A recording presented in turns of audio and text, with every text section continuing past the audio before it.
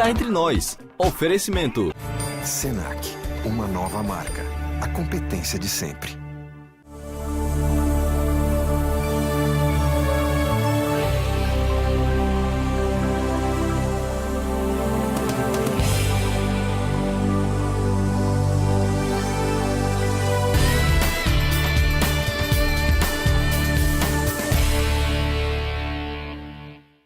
Olá, o Cá Entre Nós está no ar, com a possibilidade também de ser visto pela internet através do nosso site. Hoje o nosso entrevistado é o presidente da Federação Espírita Paraibana, Marco Lima, com um conteúdo de uma conversa muito interessante. Não é por acaso que a TV, algumas televisões colocam novelas com essas temáticas, porque realmente o povo brasileiro gosta do fenômeno mediúnico.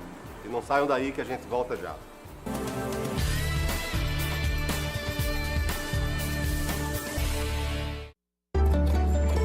O Senac oferece cursos que transformam a vida de milhares de pessoas. Transformou a minha vida. A minha carreira. Meu emprego. Nós ajudamos o Brasil a se transformar também. E conquistar seu espaço no mundo. O Senac também se transforma. Todos os dias. Para continuar transformando a vida de milhares de brasileiros como nós. Senac, uma nova marca. A competência de sempre.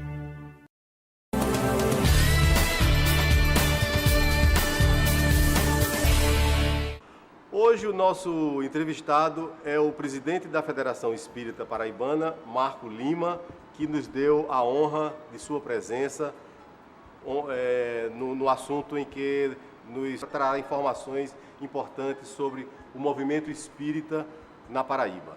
Marco, tudo bem? Bom, Germano, alegria grande participar com você dessa entrevista. Estamos à disposição do programa. Marco. Nós é que agradecemos. Você assumiu a presidência da Federação Espírita há quanto tempo?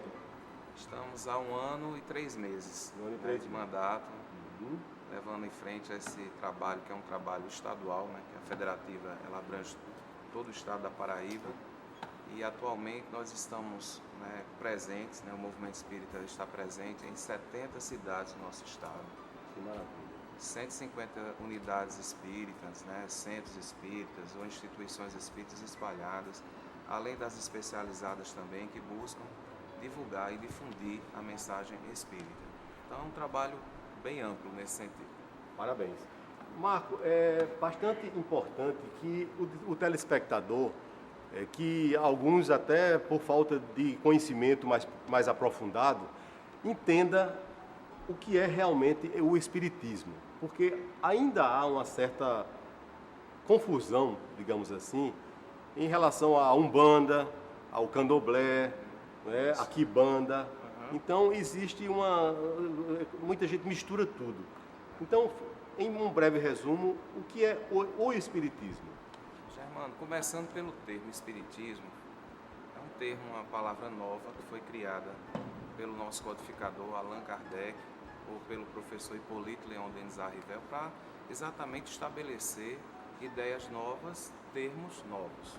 Então, em 1857, ele exatamente lança a primeira obra que vem exatamente culminar um novo pensamento, um pensamento contemporâneo a respeito de espiritualidade, a respeito de transcendência e tantas outras questões ligadas à existência humana. Então, o espiritismo poderia ser definido como o próprio codificador disse. É uma ciência de observação, uma filosofia espiritualista e uma religião que busca a transcendência do ser. Portanto, nós temos uma origem nessa questão mesmo, da pesquisa que foi elaborada pelo professor Allan Kardec, na França, em 1857, através de uma pesquisa da fenomenologia espírita. Então, os termos espírito, espiritismo, espiritista são bem recentes. 156 anos, para ser mais precisos.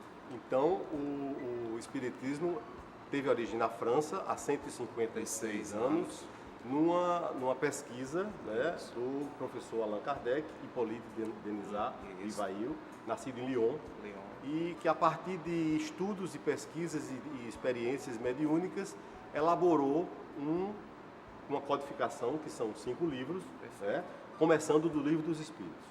Isso, exatamente. Então, podia-se dizer que o Espiritismo teve origem no fenômeno mediúnico. Perfeito. Porque, ao que se sabe, né, o Livro dos Espíritos é um livro de perguntas e respostas que Allan Kardec endereçava aos espíritos. Isso. E, baseado nisso, ele escreveu o primeiro livro. Não é isso? Ele utiliza, então, a prática científica do método experimental, que era em voga na época, né, bastante utilizado, o método positivista, para exatamente encarar o fenômeno realmente como um fato histórico, como um fato realmente científico de pesquisa. E o objeto dessa pesquisa é muito inusitado, porque não é nada material. O objeto do estudo do Espiritismo já está dizendo, são os espíritos, são os seres inteligentes da criação, né, que têm inteligência, têm uma compreensão própria, né, da vida, e ele estabelece exatamente um diálogo, né, o primeiro diálogo que se estabelece efetivamente sobre o que é realmente os espíritos, o que representa o mundo espiritual, qual a influência desse mundo espiritual na nossa vida, né, e uma série de outras consequências que adveio exatamente dessas comprovações. Então ele foi convidado, na verdade, a ter um contato científico do fenômeno mediúnico que estava ocorrendo na França antes da vinda do Espiritismo. As mesas girantes, por exemplo, que era um fenômeno muito comum nas mesas lá da França e em outros países também da Europa, promover o fenômeno das mesas que giravam, das mesas que respondiam, das mesas que encantavam os salões da época. Eram grupos de curiosos, na verdade, que se encantavam com a possibilidade desse intercâmbio com o mundo espiritual através das mesas. Isso. Elas giravam. Inclusive o seu colega, né, os colegas magnetizadores que faziam parte da Sociedade Parisiense de Magnetismo, foi que exatamente convidou para ver que aquele fenômeno, segundo eles, era um fenômeno também de magnetismo. E que ele realmente chegou a comprovar que não era apenas, e não era efetivamente de magnetismo, mas eram fenômenos espíritas, comprovadamente espíritas.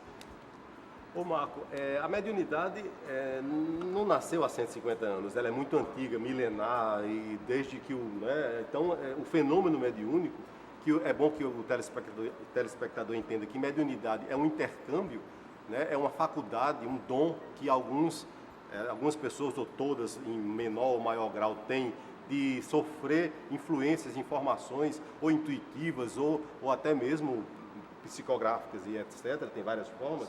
Mas a mediunidade em si, ela é muito antiga, ela está presente na história da humanidade, né? A Rainha Vitória, Abraham Lincoln, Joana d'Arc, vários vultos, né, da história lidaram e sofreram, inclusive, muita repressão por um certo preconceito, uma certa reação negativa, que virou um tabu. Hoje, mediunidade ainda é um tabu, né? É verdade. Então, e até um preconceito, né, a respeito dessa temática. E quando a gente fala em preconceito, a gente fala de ausências de conceito. Como não se entende o que é exatamente, então é melhor você não tratar dessas questões e levar para ou sobrenatural, ou mitológico, ou proibido. Na verdade, a mediunidade, segundo a comprovação da codificação espírita, é um fenômeno natural, orgânico, que todos nós temos, independente de cor, de sexo, de religião, de etnia. Está presente nas civilizações indígenas, está presente nas civilizações mais cultas, está presente nas outras denominações religiosas, que a gente tem vários exemplos, e isso foi comprovado exatamente nessas indagações, nessas buscas que Allan Kardec estabeleceu, e foi comprovado que todos nós, aquele que sente num grau qualquer a influência dos espíritos, é, portanto, considerado médium. Muito obrigado. Vamos dar uma pausa para os nossos comerciais. Não saiam daí que a gente volta já.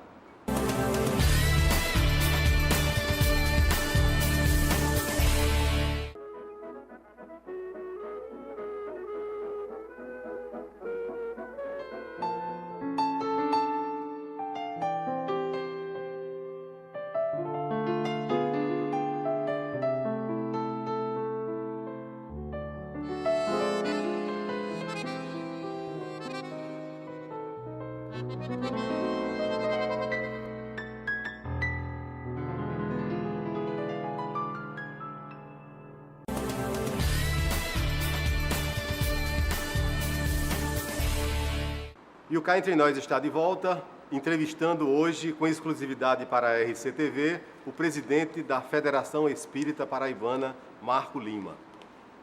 Marco, no bloco anterior, nós esclarecemos, em linhas gerais, a origem do espiritismo, que veio do fenômeno mediúnico, né, que atraiu a sociedade parisiense há 150 e poucos anos, quando Allan Kardec se interessou e fez as pesquisas e codificou a doutrina nos livros. Mas a mediunidade, ela também está presente nas Escrituras, no Velho Testamento, no Novo Testamento, com uma clareza incrível, né? Você vê desde Moisés, né, quando recebeu, né? Exatamente. Então, no Novo Testamento, no próprio Evangelho, né, tem passagens, por exemplo, a transfiguração no Monte Tabor, quando Jesus chamou Tiago, João e Pedro, né? E lá vieram Elias e Moisés, conversaram com ele, quer dizer, uma sessão mediúnica, né, em pleno Novo Testamento, presenciado por Jesus e três apóstolos, né? Além disso, Jesus foi um exemplo de um mestre que fazia desobsessão, traziam doentes, né, que chamavam endemoniados, ou seja, obsediados com a influência má, negativa de espíritos evoluídos, né? Expulsou espíritos, isso tudo está presente, mas mesmo assim a gente vê um certo preconceito, como você falou. Então eu queria saber o que é feito aqui na Federação para que o telespectador, para que o visitante ou o próprio espírita se informe, se estude e esclareça até para os amigos e para as pessoas que não sabem o porquê desse tabu, ou desvende esses mistérios. Isso, Germano. Vocês têm cursos, mas assim, o que é que a Federação tem feito para que isso fique mais bem esclarecido? Na verdade, o Espiritismo, ele vem e se coloca na sociedade atual com uma proposta, uma missão muito clara, de ser o cristianismo redivivo.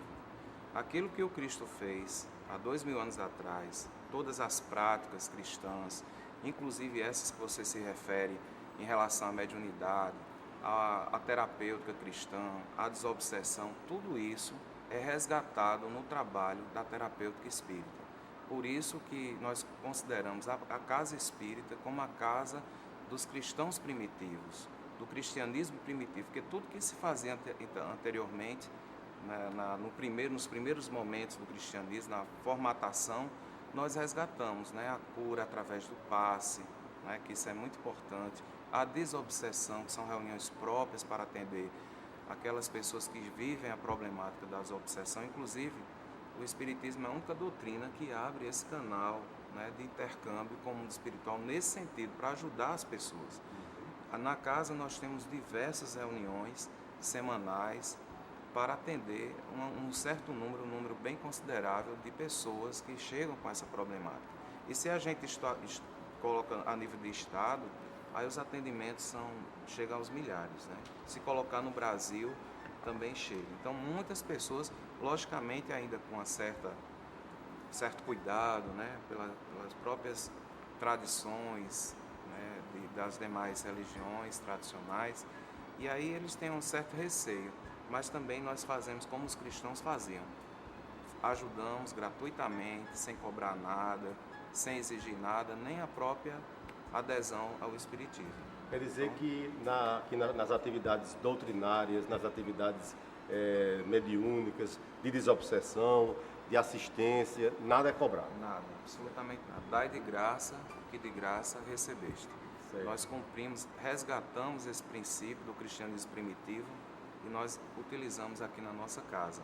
É bom também, aproveitando essa sua bela explicação, informar ao telespectador que o Espiritismo, ele é intrinsecamente ligado ao cristianismo. Ele é o Espiritismo cristão, né? Baseado nos ensinamentos do Evangelho, puramente nos ensinamentos do Evangelho. E não podemos negar que se a mediunidade, a desobsessão e todos esses tratamentos também estão presentes no Novo Testamento, nada mais coerente de que, como você falou, aqui seja uma casa de prática cristã. Prática cristãs, resgatando aquelas práticas dos antigos cristãos que foram, de certa forma, ao longo do tempo, de certa forma, deixado para lá, excluídas essas práticas. E a gente resgata com muita sinceridade, com muita autenticidade e buscando exatamente as orientações para fazer como Cristo fazia, exatamente como ele nos orientou.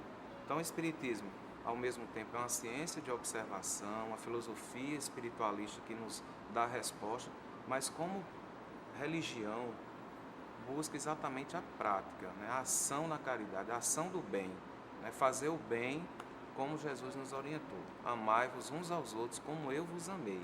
Então essa é a ótica, a linha da religião na perspectiva espírita. Ô Marco, você falou em custos, que a federação não cobra de ninguém nada, nenhuma atividade. Mas evidentemente que você deve enfrentar uma dificuldade de administrar financeiramente um empreendimento desse porte, com serviços, com limpeza, com manutenção, com os eventos que aqui acontecem. E de que, vamos ser bem popular, de que a federação vive em termos de receita? A fonte, né? A fonte de receita. Principalmente com a venda do livro. O livro, desde Allan Kardec teve essa visão de Lince, né, do futuro, e colocou o livro, além de ser um instrumento de instrução do ser, né, de busca de conhecimento, mas também de manutenção. Então, os nossos livros da codificação, os livros do Chico Xavier, que são mais de 400 obras, do Divaldo Pereira Franco, das editoras, enfim, há um percentual dessa venda para manutenção das nossas atividades. Então, primeiro ponto, a venda dos livros. Segundo, a associação voluntária. Nós não temos o dízimo, mas cada um dá aquilo que o seu coração está à disposição para doar. Então, é um trabalho livre nesse sentido. E também esse espaço, a gente, como auditório, é um auditório que tem a capacidade para 1.000 pessoas, para eventos até 1.000 pessoas, nós também temos um processo de locação para algumas instituições, né? Faculdades, cursos de formação, a gente loca também muito para formaturas. Tem então, colaboradores avulsos também? Colaboradores avulsos, empresas, algumas empresas que... Sócios, né? Enfim. Espontaneamente? Sócios, exatamente. E nós estamos em permanente busca de sustentabilidade. Que eu acho que a gente não tem fins financeiros ou fins lucrativos, mas a sustentabilidade é importante, né? Allan Kardec também falava muito disso, para a gente buscar a sustentabilidade para que o trabalho realmente possa fluir. E como o trabalho é muito amplo, tanto no Brasil como também no exterior, né? O Espiritismo está presente em mais de, salvo engano hoje, em 60 países, salvo engano, fora o Brasil, mais 60 países, tendo em Cuba, por incrível que pareça, né? Depois do Brasil, é o país que tem mais movimento espírita. Esse assunto é muito interessante, né? A difusão do espiritismo mundialmente falando, e especificamente no Brasil, que ele tem uma marcante presença, né? Vamos deixar esse assunto para o próximo bloco, para os nossos comerciais. Não saiam daí, que a gente chega já.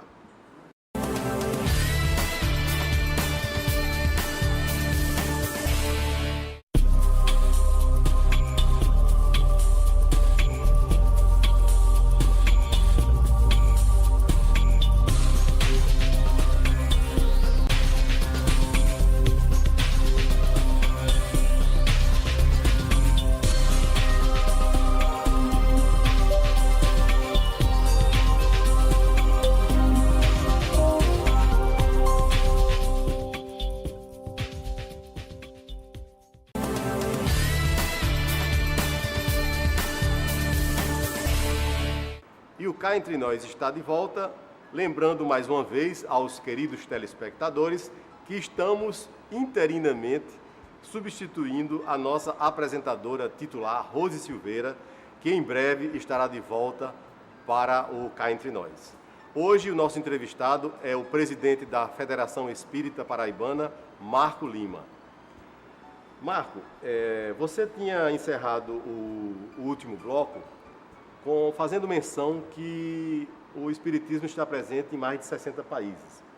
Em nossas viagens, você sabe que nós costumamos viajar, meu pai, Carlos Romero, que é membro também dessas atividades aqui da Federação, tem muito interesse, às vezes, em descobrir sobre o movimento espírita. E vimos isso no Canadá, vimos isso em Lyon, vimos isso na Nova Zelândia, vimos que o espiritismo, onde a gente chega, tem lá um nicho, basicamente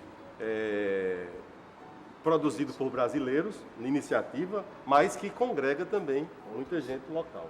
Mas no Brasil, ele tem uma evidência maior. Tanto é que você viu agora, recentemente, Chico Xavier, né, ganhar o prêmio maior brasileiro do século, concorrendo com tanta gente de gabarito, né, de outras religiões, da música, da arte, da ciência. E Chico Xavier, com toda aquela humildade, né, mas um trabalho fantástico, quase 500 livros, né, psicografados. Então, como é que você explica que o Brasil seja, ou de onde vem, ou como é que você diz para a gente sobre essa afinidade do espiritismo cristão com a nossa pátria? Humberto de Campos psicografou uma obra através do Chico Xavier chamada assim, Brasil, Coração do Mundo, Pátria do Evangelho.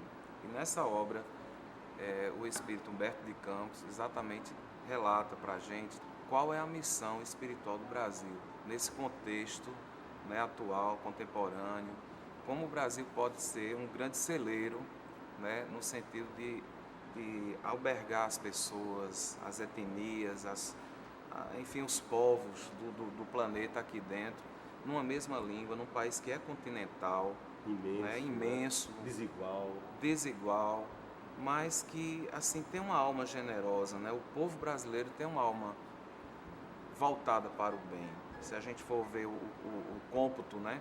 Então, o Brasil, ele tem até essa formação de um coração, parece um coração realmente, e é por isso que a gente vê que o Evangelho tem tanta força, o movimento evangélico como um todo, inclusive nos incluindo também, né, que nós somos cristãos, tanta força aqui no país, no Brasil.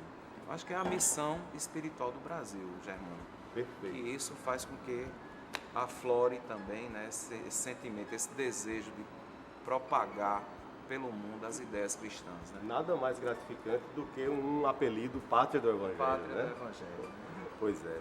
Marco, e em relação a isso, eu acho que existe um ponto muito importante que a Federação Espírita tem investido com muita clareza, com muita força, com muita importância, que é o ecumenismo. Surpreendentemente, já se viu o próprio arcebispo Dom Aldo Pagotto aqui, neste auditório, assistindo palestras de Divaldo Franco, orador baiano, um dos maiores oradores do nosso Brasil, orador internacional. E este ano, particularmente, vocês promoveram, agora no início do ano, um evento em que, historicamente, uma instituição religiosa conseguiu a presença do arcebispo, do pastor Estevão, de uma freira, eu acho, né? Isso espontaneamente, isso foi muito bacana. E eu acho que você deve falar um pouco desse sentido ecumênico que o Espiritismo tem praticado aqui na Paraíba. Quando nós apresentamos a proposta para Dom Aldo Pagotto, para o pastor Estevão e a irmã Aila, através de dois outros companheiros nossos. A irmã Aila é católica? A irmã é freira católica de Fortaleza. E todos eles aceitaram prontamente, porque esse convite também partiu de um grande companheiro que busca muito esse diálogo interreligioso, que é Severino Celestino, né? Além do Haroldo Dutra Dias, né, que é um nosso companheiro também de Minas Gerais, e formamos exatamente a possibilidade de estarmos juntos, né, nesse sentimento de diálogo, na busca de construção de uma nova era para a humanidade. Eu acho que nós começamos a era brigando demais, né? Brigando demais, tendo muitos conflitos, muitas questões. Então os líderes religiosos vieram aqui para dizer que agora, nesse novo período que nós estamos entrando, na nova era, é possível dialogar, juntar as semelhanças, porque nós temos muitas semelhanças também. Temos algumas diferenças, mas as semelhanças são tantas que não tem sentido a gente viver separado. Principalmente quando a gente sabe que a maioria, só fazendo um parênteses, a maioria das religiões no Brasil, elas giram em torno de Jesus. São religiões cristãs. Então, o que se percebe é que, às vezes, algum sentido fanático ou mesmo de vaidade precisa ser destruído. Destruído. Isso, né? Precisa ter. E Dom Aldo, a gente sente isso no pastor Estevão, que nós também participamos do comitê Brasil Sem Aborto em defesa da vida, né? Nós fazemos parte desse mesmo comitê. Então, nós temos que unir bandeiras, Fernando, unir bandeiras, estarmos juntos para defender a vida, defender os valores humanos, né? Defender uma nova forma de cidadania espiritual. E tudo isso a gente pode dialogar tranquilamente. Eles vieram com esse espírito desarmados e, graças a Deus, nós espíritas correspondemos a essa vinda deles aqui. Foi realmente uma tarde inesquecível para todos nós. De elevação, de aproximação, de enlevo espiritual, realmente foi algo muito significativo. Eu acho que você falou a palavra certa, porque é um sentimento de transcendência quando você consegue essa afinidade com o seu semelhante, né? Mesmo que tenham crenças diferentes em alguns aspectos, mas na essência, né, é a mesma. Até porque Jesus foi um dos maiores mestres do ecumenismo, né? Jesus, no final já de sua pregação, chegou a dizer que os discípulos deles seriam conhecidos por muitos se amarem. Não disse por esta religião ou por aquela, absolutamente. Nem religião ele criou, né? Nem religião ele criou. Pelo contrário, foi um dos maiores críticos das religiões da época. Justamente porque eram religiões, na maior parte, hipócritas, que faziam a coisa mecanicamente, com outros interesses, e não com o verdadeiro interesse da boa conduta e do amor ao próximo. Não é isso, Marco? Exatamente isso. Então, o fundamento do diálogo religioso é essa aproximação, né? A gente estar juntos, pensar juntos e restaurar esse sentimento de solidariedade, de amor ao próximo. Aliás, por falar nisso, juntando esse clima de ecumenismo, esses princípios que o Espiritismo tem pregado e praticado, o lema do Espiritismo cristão é: fora da caridade não há salvação. Então, aí está explícito e implícito toda a noção de boa conduta que o verdadeiro religioso, né, deve ter. E muitas vezes a religião entra na pessoa, mas a pessoa entra na religião, mas a religiosidade, a religião não entra na pessoa, né? E aí passa a se julgar melhor que os outros, esquecendo o verdadeiro sentido. Por isso que o sentido da caridade para a doutrina espírita é bem amplo. Não é o ato de benevolência apenas, é benevolência, perdão das ofensas e indulgência para com as imperfeições dos outros. Tolerância. Então, a caridade é tudo isso. E mais importante que fazer a caridade é ser caridoso. Porque há uma diferença, né? Ser caridoso, onde você estiver, você vai ser o sal da terra, vai ser a luz do mundo, vai ser o diferencial que Jesus espera de todos nós. Caridade não como doação do que está sobrando, ou assim, reduzida ao aspecto material, né? E sim como um sentimento de solidariedade e até um sorriso pode ser uma caridade, não é? Perfeitamente. Um cumprimento, um bom dia, uma atenção a uma pessoa mais humilde, não é? Isso tudo é muito importante. Benevolência, perdão e indulgência. Perfeito, um trio perfeito. Vamos aos nossos comerciais, não saiam daí que a gente volta já.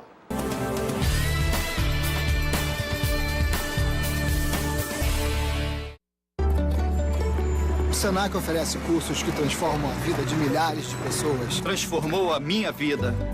A minha carreira. Meu emprego. Nós ajudamos o Brasil a se transformar também. E conquistar seu espaço no mundo. O Senac também se transforma. Todos os dias. Para continuar transformando a vida de milhares de brasileiros como nós. Senac, uma nova marca. A competência de sempre.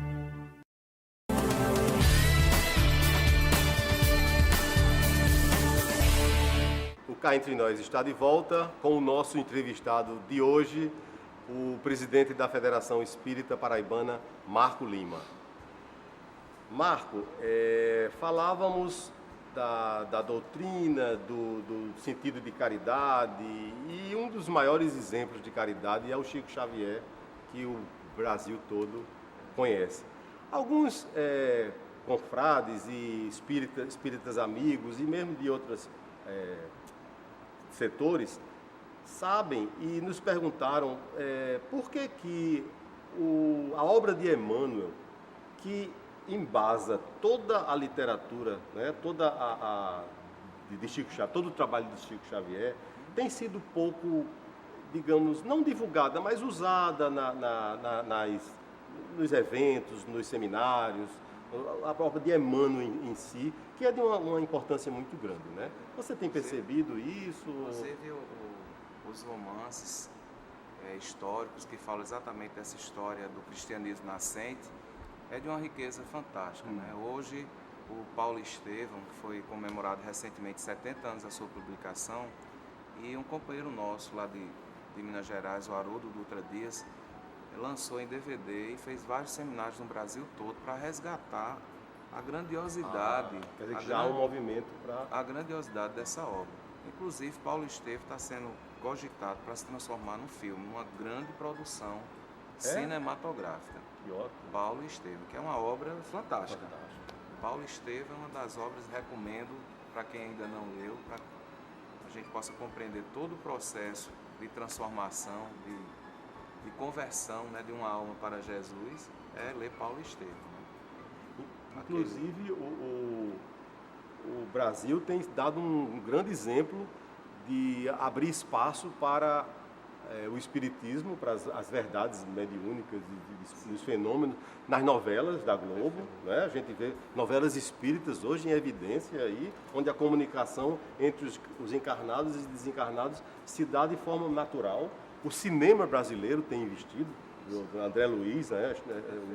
O filme de Chico, Nosso Lar, Chico, agora você falou que está se produzindo esse em torno da obra de Emmanuel. Já tem previsão? Não, ainda estão em elaboração. Mas o que a gente conversa nos bastidores com os nossos companheiros que produzem os filmes, né, é o seguinte: o brasileiro gosta dessa temática. Né? Não é por acaso que a TV, algumas televisões, né, colocam novelas com essas temáticas, porque realmente o povo brasileiro gosta do fenômeno mediúnico. Isso atrai. Eu São acho que coisas é uma que fazem. Curiosidade inata ao ser humano. Uma curiosidade, né? O que é que acontece, né, depois da morte? Existe alma gêmea? Como esses contatos? Os espíritos influenciam na nossa vida? Como é? Existe reencarnação? Efetivamente, como é que isso se opera?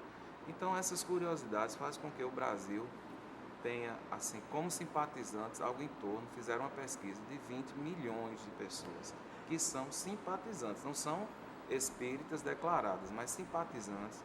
Nós chegamos a esse número, Germano, de algo, e isso a mídia vai atrás, né? Tem um público cativo, né? Que gosta de romances, né? Dessa hora, os filmes, sucesso, bilheteria, os filmes, né? As novelas nem se fala, enfim, o teatro também, e tem surgido outros movimentos nesse sentido. E é bonito ver que a forma de abordar é muito ética, né? Muito verdadeira, não existe caricaturismo disso, não existe, é uma coisa que tem sido séria, né? Verdade. E não com o intuito de doutrinar, né? Fazer aquela história da doutrinação, não, mas para trazer a reflexão, trazer o fenômeno, as ideias espíritas, os princípios, né? Todos eles para uma discussão, para uma reflexão. Por isso que a filosofia espírita é tão envolvente, né? Por isso que é tão envolvente. Ô Marco, outro aspecto que é muito, digamos, valorizado, assim, muito, que encanta muito na prática espírita, é a participação da mulher, né? Você sabe que ao longo de anos, séculos, milênios, a mulher foi e ainda é muito discriminada, né? Até pouco menos de 100 anos, nem direito a voto ela tinha, 60 anos, 70 eu acho, não tinha, né? Países árabes hoje ainda discriminam violentamente a mulher. E, curiosamente, algumas instituições religiosas, até mesmo cristãs, não admitem a participação da mulher. A mulher não prega, a mulher não celebra missa, a mulher não exerce algumas atividades. A própria maçonaria, que é uma instituição não religiosa, mas tem um sentido, não é? Filosófico, ela não permite a participação da mulher. E isso é, nos dias de hoje, inadmissível, né? Eu não tenho visto progresso, mas o Espiritismo nunca teve, né? E esse tipo de conscientização vocês têm divulgado, né? Na própria codificação, nas leis morais, que trata da igualdade, já se tem uma questão onde Allan Kardec procura saber se os direitos do homem e da mulher são iguais perante Deus. E a resposta foi peremptória, sim, são iguais. Então nós temos na codificação já de 1857 já falando de igualdade de direitos, né? E além disso nós temos também a compreensão que essencialmente nós seres espirituais não temos sexo, assim no sentido de são espírito mulher e espírito homem. Temporário, né? Não tem essa realidade. Então nós somos muito além disso. Temos as duas polaridades em nós e manifestamos na encarnação uma ou outra, né, para o nosso processo de crescimento dentro dessas realidades polarizadas. Então, a mulher e o homem, perante o Espiritismo, mesma igualdade, não tem diferença alguma. Dentro do quadro de atividades e de oradores aqui da Federação, vocês mantêm... Perfeitamente. Existem presidentes das instituições que são mulheres, oradoras, fantásticas por sinal, oradoras escritoras, né, palestrantes, voluntárias. Né? Então, o Espiritismo já do seu nascedouro falava exatamente de igualdade de direitos do homem e da mulher. Isso até é bem contemporâneo, a discussão que é travada exatamente nesse capítulo. Isso muito não deixa de demonstrar um aspecto moderno do Espiritismo, né? Um aspecto avançado. Bem contemporâneo. Né? Tanto quanto a sua relação com a ciência. Né? Porque o Espiritismo, pelo que se estuda, ele não entra em conflito com a ciência. Fala um pouco dessa afinidade, essa parte científica. Então, Allan Kardec, ele se colocou na análise do fenômeno como um cientista, né? Utilizou o método experimental, né? Um método que tinha como objeto comprovar se aquele realmente existe, efetivamente de fato, e usou toda a metodologia científica capaz de comprovar ou não o fenômeno. Então ele não entrou já com ideias preconcebidas. O fato, os fenômenos foram trazendo as teorias relativas aos mesmos. Então hoje, como ciência, qual o objeto de estudo do Espiritismo? É estudar o fenômeno espírita, a comprovação. E vários, desde de Charles Richer, o Prêmio Nobel, né, da Física na Inglaterra, que estuda-se o fenômeno de materialização, os fenômenos sonambúlicos, os fenômenos de quase morte hoje está sendo muito pesquisado pelos científicos, e tudo isso são assuntos e objetos de estudo da nossa ciência. Então ela não é ultrapassada porque o fenômeno espírita a cada momento está sendo mais pesquisado. Hoje os médicos, principalmente a Associação Médica Espírita, tem como principal objeto de pesquisa exatamente a realidade do ser imortal. Né? As terapias todas se voltam exatamente para essa transcendência do ser, de mostrar que o ser, a importância das terapias alternativas no processo de cura. Então há vários tratados científicos dentro dessa área para comprovar a eficácia, por exemplo, do passe na estrutura biológica, espiritual, do corpo perispiritual, que são temas científicos da doutrina, né, como o perispírito, que é um tema muito ligado à comprovação dessas pesquisas. Então a gente fica muito tranquilo assim, porque estamos bem contemporâneos, evidentemente. Estamos bem contemporâneos nas nossas ideias. Né? Agora fale um pouco, já estamos dizendo que o tempo da gente está se esgotando, fale um pouco do Congresso Espírita Internacional previsto para 2014 e a sua abrangência, as datas, como é que vai ser? Na verdade, nós iremos comemorar nesse congresso, em 2014, 150 anos de uma outra obra da codificação. Nós falamos do Livro dos Espíritos, né, que foi a primeira, mas Allan Kardec tem 5 obras que são consideradas da codificação, né, o Livro dos Espíritos, o Livro dos Médios, o Evangelho segundo o Espiritismo, o Céu e o Inferno e a Gênese. Nós vamos completar 150 anos do Evangelho segundo o Espiritismo. E o Brasil todo irá fazer essa homenagem a essa obra fantástica, né, de resgate histórico e de cunho ético-moral do Evangelho. Então, Allan Kardec fez essa pesquisa. Teremos 4 congressos a nível do Brasil, um em Vitória, Campo Grande, Manaus e João Pessoa.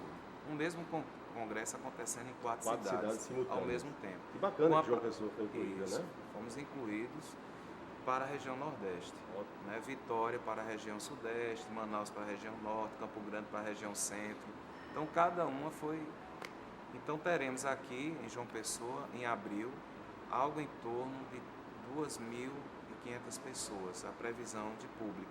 Com a possibilidade até de ser no centro de convenções, né? Há uma possibilidade clara da gente fazer Vamos já torcer para isso.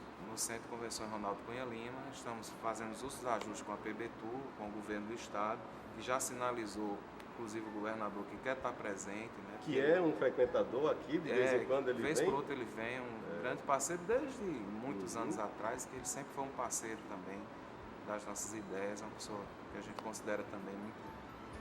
Ótimo.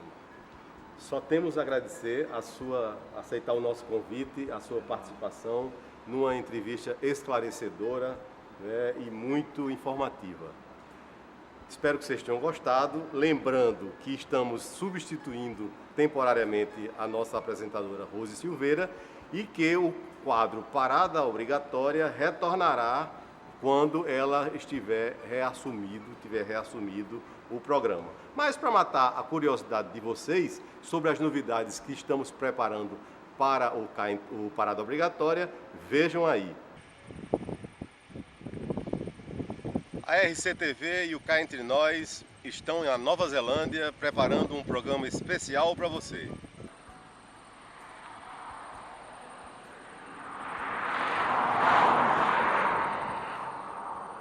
Espero que vocês tenham gostado. Até a próxima semana com mais um Cá Entre Nós.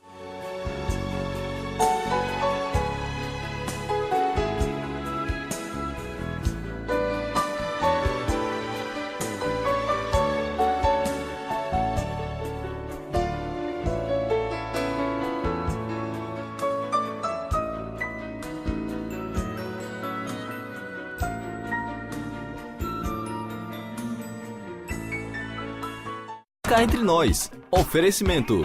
Senac, uma nova marca. A competência de sempre.